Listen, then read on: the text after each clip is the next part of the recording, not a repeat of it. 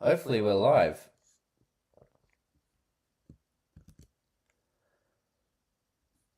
This is my first time doing this, so I actually have no idea. I think we're live. I think we're live. Wow. Hello, everybody. If people join. If not, we're going to do this live. This might be something that we do going forward. But welcome to another footy show. My name is Zach Goldfinch. I am the host here, mostly because no one else wanted to. That's what I do here. I run this thing. This is episode 14, I'm pretty sure. Pretty sure it's episode 14. Let me check that. Yeah, wow. Episode 14. So, we've done 2 a week now for 7 weeks. So, just over 2 months. That's gone really quick. That's gone super, super quick. It's great for you all to be here. Thanks so much for being here as well. if you don't know, I guess from the stream, I'm wearing a Giants shirt. This side. There we go. I'm wearing a Giants shirt, so clearly I'm a Giants fan. What a year they've had. They finally locked in their finals fixture. That's been locked in thanks to the game last night. The Gold Coast Suns absolutely demolished the Dons. I think everyone kind of expect that to happen. It looks really ugly. Like, the Dons just have nothing left. I feel so bad for those kids. But like I said last week, or last episode on Monday, I've really loved how hard they fought. I feel like they've been a side that's continually just gone really hard back at the opposition, despite not really having, the manpower or even the capability to match it with the big teams. I was really impressed, actually. Really, really impressed. And I love what they're doing. I think next year they're going to be okay, but let's congratulate the Suns. I'm clapping. Congratulations to the Suns. First time making finals. It's a great result. It's a huge result, really, when you think about it. 15 years, I think it's been, of mediocrity, never making finals, and now they get the chance to prove the AFL world wrong.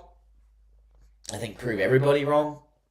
Prove themselves wrong in some doubt that maybe, they probably felt as though they can't get there. Tuke Miller had some interesting comments last night after the game where he essentially said, you don't want to ever say you've lost faith because then it doesn't give you an opportunity to win. But I think if you were a Gold Coast fan, obviously a lot of them did leave because they didn't see the light, that and being on the Gold Coast, I guess. But credit to those guys that stuck around. So your David Swallows, your Tuke Millers, your Jared Witzes, everybody that came to the club, like Sam Collins, Matty Rao, who stuck around, Noah Anderson, all these guys, that are going to be the future of this club, and they look dangerous. Under Dimmer Hardwick, they look really dangerous.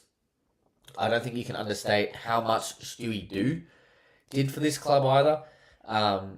That's definitely been something that's, has been consistently spoken about, I guess. But it's one of those things where I think like I said, there's not been a lot of success. So to see it turn around, you have to credit everybody that's been there for such a long time.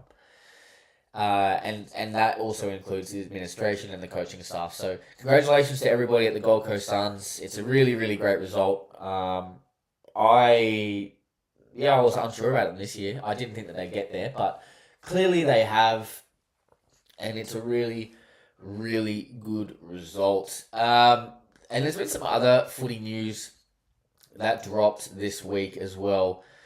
There was something that dropped yesterday, and for me, this was one of those things where it's above football. We talk about these sorts of things a fair bit on this show because the mantra is that football is for everybody. It should be for everybody, and in my opinion, it presents as an opportunity for it to be for everybody, and that's not always been the case. So, to see this news story come out yesterday, was both a bit. It was a bit scary, but also a bit hugely positive. Hugely positive. If you don't know what I'm talking about the Mitch Brown story that came out yesterday. He has come out as the first openly bisexual AFL footballer to play the top level. The reason why I was nervous was because obviously it's a I don't know. The AFL is still in this weird space where we're getting these homophobic slurs every week or every second week, essentially, from experienced players. We still have racism. These glasses aren't working for me. We still get racist remarks. We still get all the things that should be stamped out of the game at an alarmingly consistent nature. And to see the story come out and to see Mitch be brave, and it is really brave because he knew that he'd be putting himself in a position where people would go after him. Now, I'm not probably the person that should be discussing really the the importance of this. Even when we spoke about the slur with Rankin and then that Sydney player as well, I said the same thing. Like, it's not really my place to discuss this, but I think if we get to a point where people are just quiet in celebration, then we don't know what happens from there. So I thought it was important. I did a video on this yesterday, small one on TikTok, and people kind of were still proving me right, I guess, in some sense. Like it was clear that people were frustrated that this was even news, and people were annoyed that this is coming into the game and disputing the game. But I think about those kids, not just the men either, but and the women's space is obviously a lot more open, obviously. But I still think about some clubs that would, I don't know, that would maybe bully these guys, would belittle them. If you know my story here, and you know the whole review gate thing, then you know that I've been very vocal about this sort of thing before with a particular football club in Sydney, and well, I shouldn't say the football club, with certain people at that football club, and they, it was a very big deal, blew up, almost got a majority of senior players involved in a conversation that really shouldn't have been about me or about them. It should have been about the people that we were celebrating or should be celebrating. So, I wanted to take some time here to shout out Mitch Brown for his bravery. And I think it should open the doors for people to showcase who they are more often. I think that's what we want. I think that's what we need as AFL, community. I think we need the opportunity for us to continue to get better, for us to continue to do the right thing as often as possible. It's a great start. It's a really, really great start. There's obviously a lot of things that people get frustrated by in our great game, and this should not be one of them. It just shouldn't. And if you are one of those people that is annoyed by this, then like I said in my TikTok video yesterday, that maybe football isn't for you. That's what I think. But yeah, congratulations to Mitch for. I mean, it's a whole other thing. Like, to feel like he has to come out instead of just living as he is and being who he is, and that being enough. It's a indictment, I think, that we still have to encourage people to come out. Like, people should just be able to live however they want to live, without the fear of judgment, without fearing like they have to come out because they're different. I don't think that's a world that we should promote. I think we should promote people being themselves and that being okay. And so for Mitch to do this, and it's a big step, and obviously shows. I mean, Andrew Dillon said this yesterday, and Andrew Dillon doesn't get a lot right. But to see this break yesterday and to see his words, I think he's right. Like, there is such a long way to go at the top level, at local level, at junior level. I think about those 15-year-olds, like I said, who, would, maybe they things would go differently for them if they had a bit of support or some visibility on some of their heroes. The same way with the women. Now, seeing some of these women come through and be absolute superstars. So, congratulations again. Well done for your bravery, Mitch. And, good job.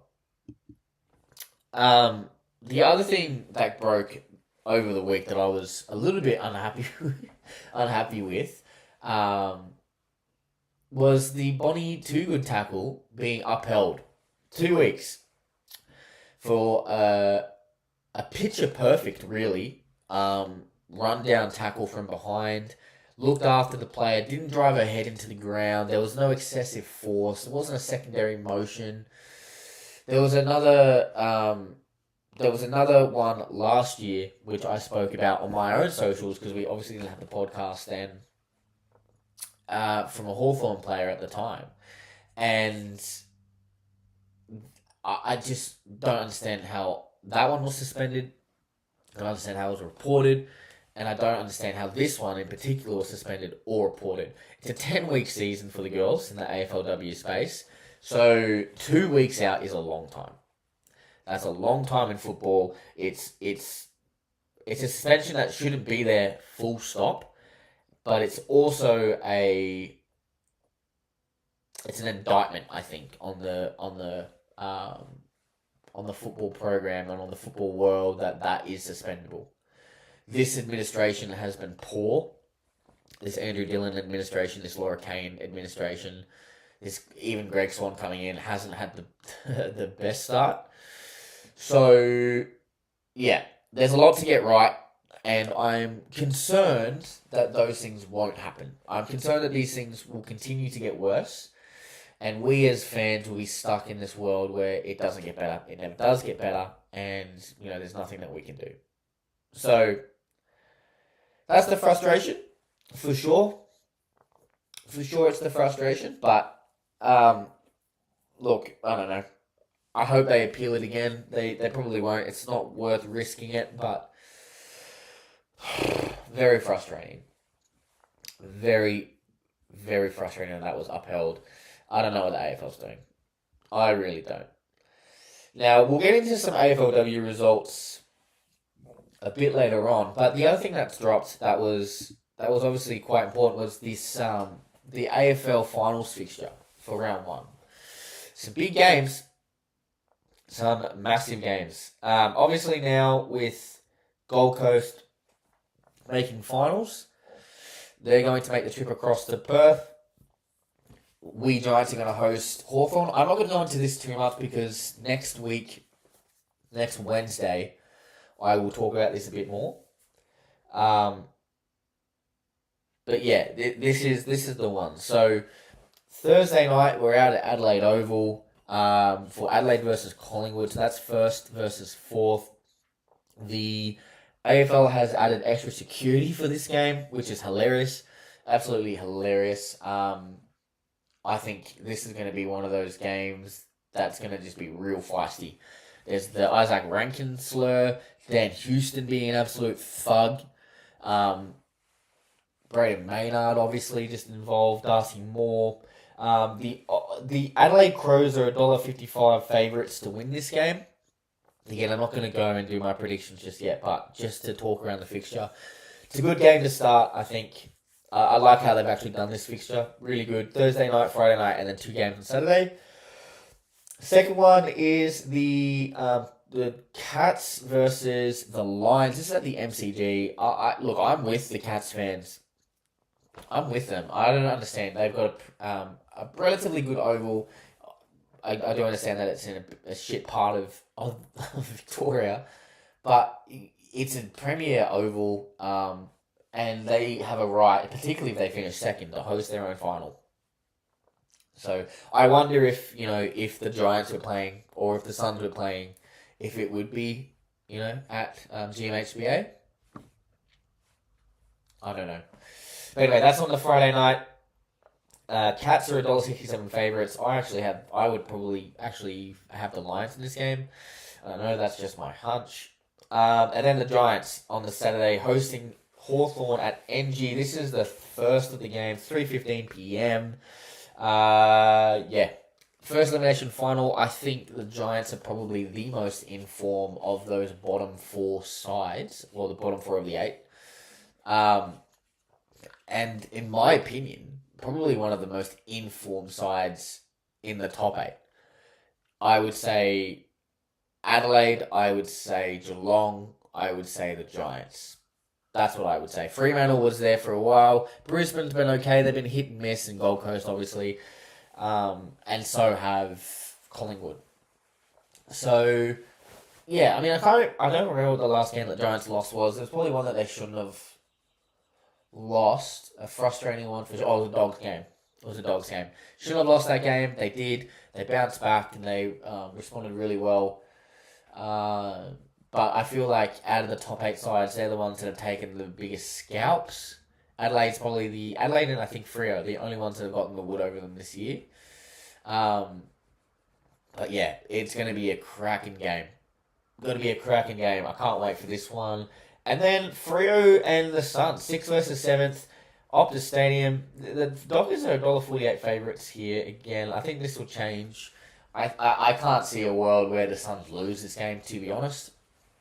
Again, I'm not doing my tips here. I'll have to think about it a bit more. I want to wait until the teams come out and everything. So we might do a tackle bag. A warm-up Friday is what we might do. We might do a warm-up Friday.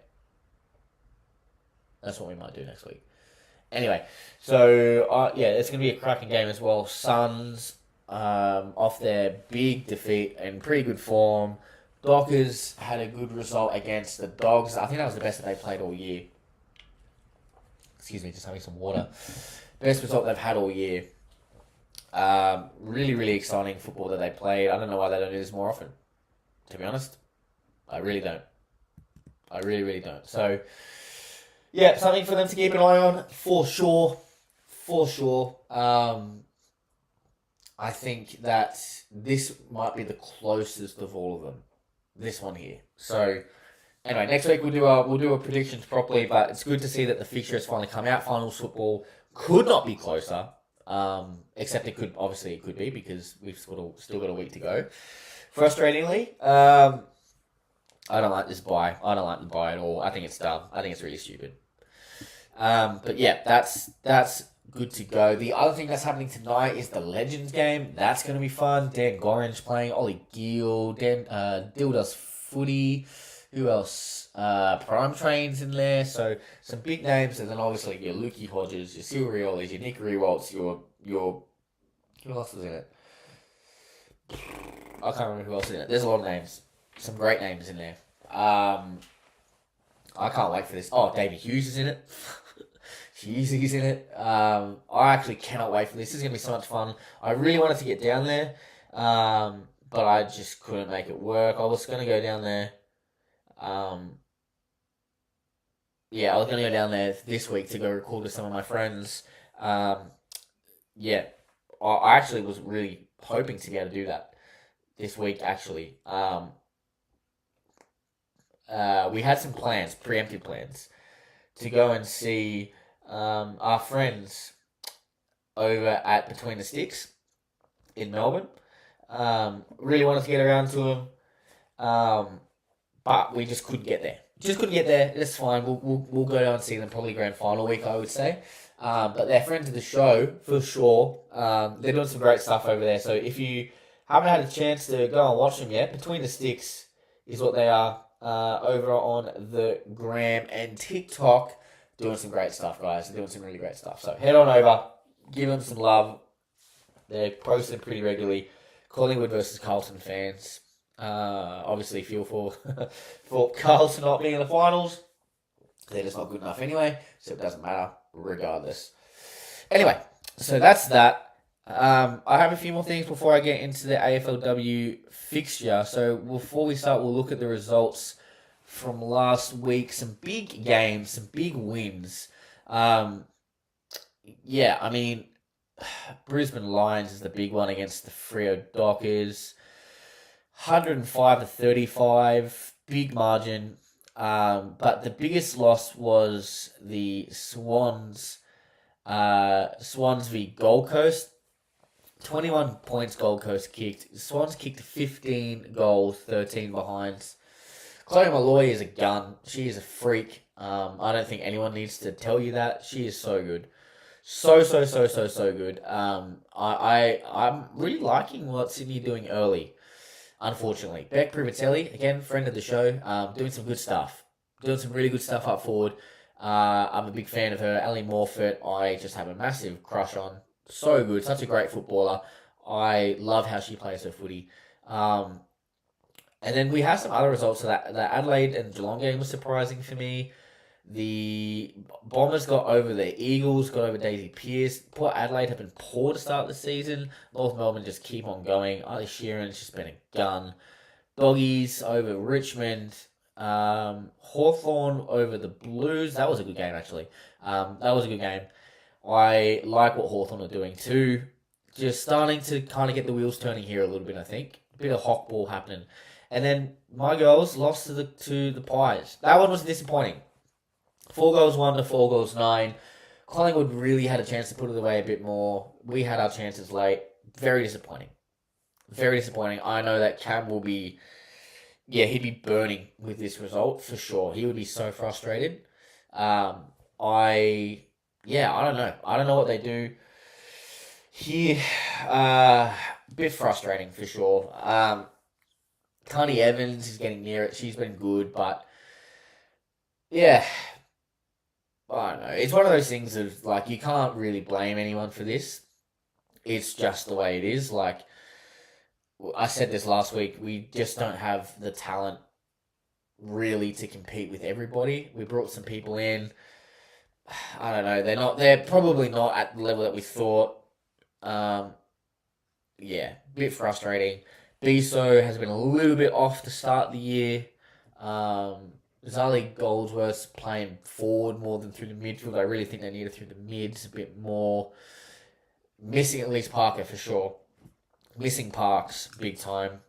I know Biso got injured during that game as well. So, yeah, bit frustrating.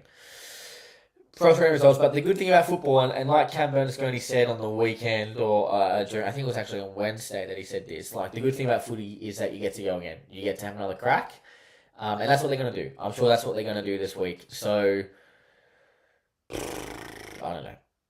A bit frustrating. It is a bit frustrating. What the last thing I want to do before we go into the fixture for this week, we'll spend a bit of time there, is I wanted to talk about, we did West Coast, Richmond, North Melbourne, and Essendon. We gave them star ratings on the episode just gone. And now we're going to do the next 4. So we're going to do Melbourne, Port Adelaide, St Kilda, and Carlton. I wanted to go through their seasons and just give a slight wrap up on their year, to see where they're at. I think we'll start obviously from the bottom, work our way up. So Melbourne, man, they'd be frustrated. They're a frustrated football club, big time. They're angry.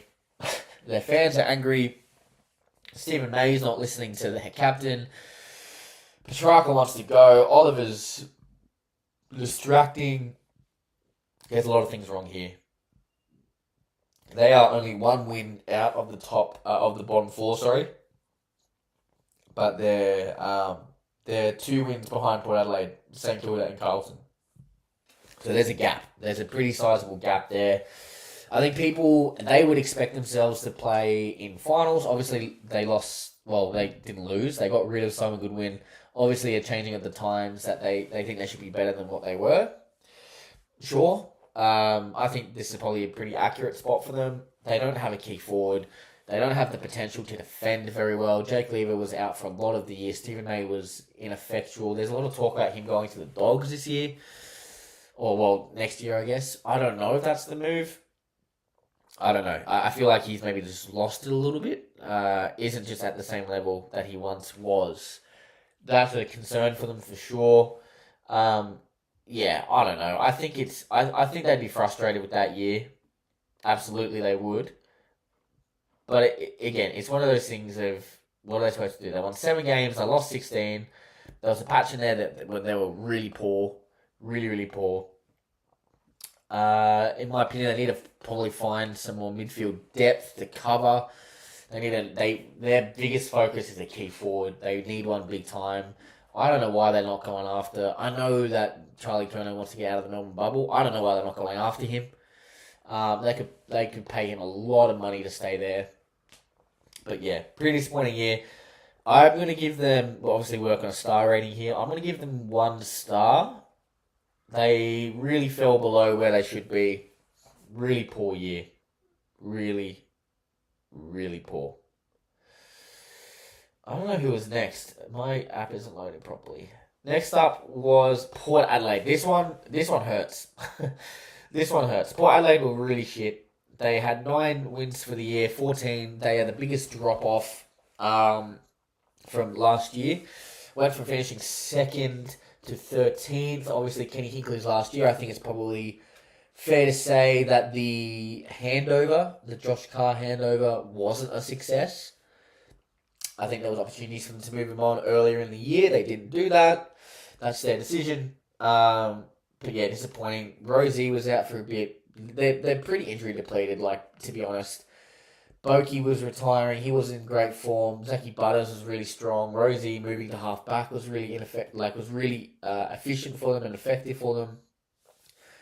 Jason Alden-Francis had a couple of games where he was really good, but I just don't think he hit the same heights that he did the year before. Radigalia probably established himself a bit more this year in that side.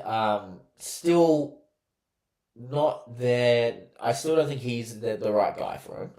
In terms of, I don't think he should be their number 1 defender. Aliir is still really good, but he's getting older. He's really banged up. You can see how hard he is struggling. But yeah, it's definitely the end of an era. I think that they'll finish even lower next year. They still had some great wins. Obviously, they beat Hawthorn. They beat Carlton. They beat the Giants. So they had some great wins. They had some great moments. I think for that alone, probably puts them a bit higher. They obviously beat Carlton by a fair bit as well. Rand Brisbane really close to the line. Their back half of the year, everyone kind of thought, they could make a really late charge, and then that Brisbane game was the game that broke the camel's back, I think. So yeah, I don't know, bit disappointing for sure. I think 2 stars feels really fair for them. That feels fair. It's kind of hard. I don't think you can really push these guys. Maybe 2.5 actually. I think 2.5 is probably okay, considering the amount of talent that they had. Oh, actually, no, that's too high. 2 stars is probably okay, I think, because they fell right off. They're lucky not to get 1.5, to be honest. 2 stars is pretty reasonable. St Kilda, I really like St Kilda. I really like them. I like them a lot. They are a bit of a tease, I think, next year. They've just signed TDK. They've re-signed Naz. Liam Ryan wants to get to the club. There is some great news coming out of St Kilda. I'm a big fan. Kel Wilkie's going to stay. Who else is coming across? There was someone else, wasn't there, who just said they were going to go? Jackson Varney might go across now as well. Oh, that's going to be good. That's going to be good. They do need, I think, when Max King comes back next year, if he does, I hope he does. When he comes back next year, I think that is danger for the competition with how they played their football this year, St Kilda. So I'm a big fan of what they can do, of where they can get to. I think, obviously, a bit disappointing this year. Had some great finishes. The Miracle on Marvel is one of those games that I'm going to remember forever. I wasn't even at that game, and I remember just being so hyped. So hyped up. Naz, getting that signature from Naz, I think, does a lot for the club. Makes them super relevant. Makes them super relevant. I think more even the way that they've talked this year, their combativeness, I've really enjoyed. I've really enjoyed it. So a bit of a change in the guard, I think, for St Kilda. I really like what they're doing. Um, St Kilda, for me, they are going to be. I think that's 3 stars for St Kilda. Probably exceeded expectations. Maybe 2.5. 2.5. 2.5 stars for St Kilda. They exceeded expectations. I think that nobody would be too surprised with where they're at. But yeah, it's not too bad. The last one is Carlton. Jesus, Carlton were poor. This one's an easy one. This is a 1 star for me. They were really bad all year. Now they're losing Jack Silvani. They're gonna lose Charlie Curnow. They're gonna lose. They're gonna get rid of a whole bunch of players. Michael Voss is lucky to still be the coach. It's scary times if you're a Carlton fan, for sure. For sure, I'd be very nervous. I'd be very, very nervous. 9 wins for the season. They were pushing for premiership last year. They are off it. I think their window is closed now. That might seem harsh, but I think their window is closed. Wiedering is getting older. Cripps is getting older. Charlie Curnow might leave, like I said. Sammy Walsh hasn't been in the side. There's a lot of pieces that they need to get right, and I just don't have the confidence in them that they're going to do that. So that's where I'm at for them. It was a really easy decision, this one. 1 star. They just need to be better. They need to be way, way better. And then I guess the last thing that we'll talk about before we wrap up today is what round 3 is going to look like. Now, there's some big games in here. There's some big games. The first one that I'm drawn to immediately is that Collingwood-Melbourne game and the Port Adelaide and Gold Coast game. 4 clubs there that really need a win.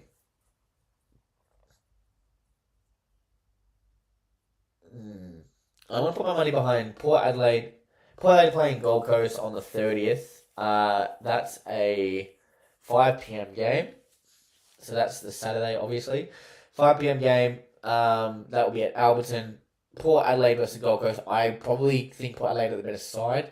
Ella Hedge has been, is a recruit that they brought across. That might be someone that they look to unleash a little bit more. So Port Adelaide for me should get the win there. Collingwood and the D's, that one is a tough one. I think that the D's are a better side, obviously. But I don't know. Collingwood there's a sniff about them, I think. There's a sniff about them. So I'm going to give Collingwood one more chance. I'm going to give them one more chance. I think that they should get over the line here. That's on Sunday. That's a 1:05 game. Should be a good one for sure. Then Friday night we got the Tigs and the Bombers. Bombers should win. I've actually liked how they've been playing. Playing some good footy. Richmond were a fourth maybe 2 years ago. Lost some players, I think, that make it a little bit tougher. But Bombers should win that game. Giants versus Adelaide, I don't know. Adelaide should win comfortably. They really should. They're a much better side. I know that for sure. But I just have Giants. I just got to back the girls in. I just have to back them in. So Giants to me, one last chance. I think there might be some ramifications if this goes a bit poorly, but Giants for me. Obviously, if I'm tipping with my head, I'm going to say Adelaide, but Giants should win. Adelaide should win, but I want the Giants to win. Geelong versus Sydney, I think Sydney get the job done. Here, St Kilda and West Coast, St Kilda should get the job done on the Saturday as well. Then to round out the Sunday, we got the Dogs and Hawthorn. That one is going to be a bit of a snooze, I reckon. I really like how Hawthorn are playing. Doggies probably a bit more to go in their development, but I think Hawthorn should get the chocolates there. Dockers in North Melbourne, that should be North Melbourne comfortably. That'll be a snooze fest as well. And Brisbane and Carlton. Carlton are playing some good footy. Brisbane obviously come off for the grand final appearance. I'm going to give it to Carlton here. I actually like how they're playing. I think that they're going to be one of those sides that are going to be in and around the 8, and they're going to need to win these games when there's so few of them. 10 games for a season is not a lot, so they have to win these opportunities when they can. So for me, that is the game that I think might tip the scales in their favour a little bit, is that Carlton game. Those are my tips. Those are my tips for that game. It's going to be a good game of footy. Going to be a good round of footy. I'll be watching all those games this weekend. I haven't been able to watch every single game so far for W. My knee last week obviously made it very difficult to do anything. I am still in a little bit of pain. I'm in one of those cast things, like those knee braces. So moving around is really tricky. But yeah, we'll get better. 8 weeks MCL at the bare minimum. 12 probably is most likely. If I have to have surgery, probably push it out a little bit more. So, yeah, bit frustrating. But it does give me a chance to watch more football, which is always a win. Anyway, guys, that's been me. That's been me at Another Footy Show. I've really enjoyed spending some time with you. This has been a fun live. I didn't announce it or anything, so we didn't get really too many people here. Thank you to the guys that did. We've had 20 of you rock up. Feel free to ask questions. I will do extended lives going forward. I want to do a watch party with everybody at some point again soon. But yeah, it's been fun. Thanks so much, everybody, for joining in, for tuning in. And I will talk to you all on